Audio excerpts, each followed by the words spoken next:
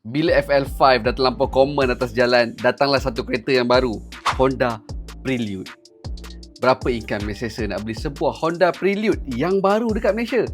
Jom, saya tolong breakdown. Model baru harga bermula RM278,000 untuk deposit kalau letak 30%, RM83,400. Road tax RM340 untuk insurans kalau dah ada NCD, RM3,393. Total upfront yang kena ready untuk sebuah Honda Prelude ni adalah RM119,225.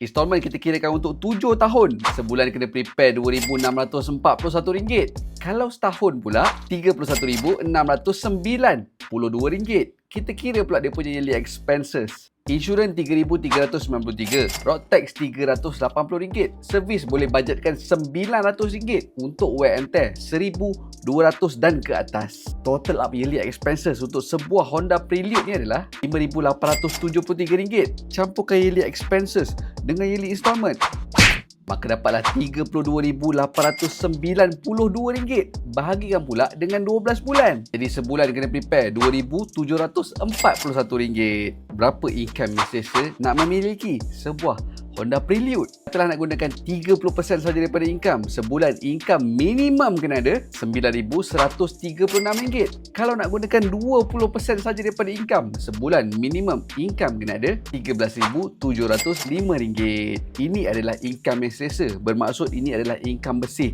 take away salary, bukan income yang belum tolak apa-apa. Let's say korang mampu nak beli kereta macam ni, korang pilih FL5 ke ataupun Honda Prelude? Cuba korang komen.